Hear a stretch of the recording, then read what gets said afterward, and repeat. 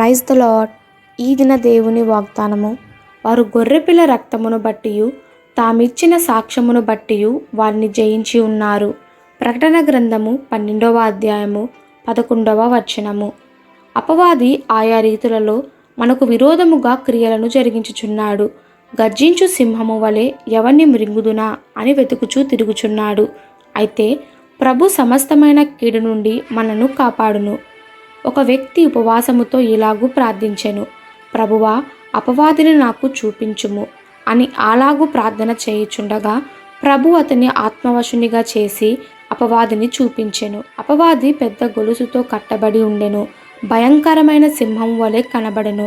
సంపూర్ణముగా కీడు యొక్క ఆకారముగా ఉండిన అపవాదిని చూచుచుండగా వాడు హఠాత్తుగా గర్జించెను. దైవజనుడు వణికిపోయెను. ప్రభు ఇలాగూ మాట్లాడెను, నీవు వాణ్ణి చూచి ఎందుకు భయపడ్డావు? వాడు పెద్ద గొలుసులతో కట్టబడి ఉండుట నీవు చూడలేదా? అవును, కీడు యొక్క రూపమైన అపవాదిని చూచినప్పుడు మనము భయపడకూడదు. ఎందుకంటే మన ప్రభువు యూదాగోత్రపు సింహము. మరణము యొక్క బలము గల అపవాదిని ఆయన తన మరణము ద్వారా జయించెను. మనకు అపవాది మీద అధికారం ఇచ్చి ఉన్నాడు. కాబట్టి ఆకాశమందున్న దురాత్మ సమూహములతోనూ మనము పోరాడినప్పుడు భయపడనవసరము లేదు. ఎందుకంటే మనలో ఉన్నవాడు లోకములో ఉన్నవాని కన్నా గొప్పవాడు కదా. యుద్ధము యెహోవాదే, అపజయము అపవాదిది, జయము మనది.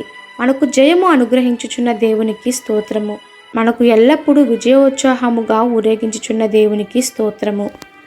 ఈ దిన దేవుని వాగ్దానము మనందరి జీవితంలో నెరవేరలాగున ప్రభు కృప మనకి తోడై ఉండునుగాక. ఆమెన్. God bless you.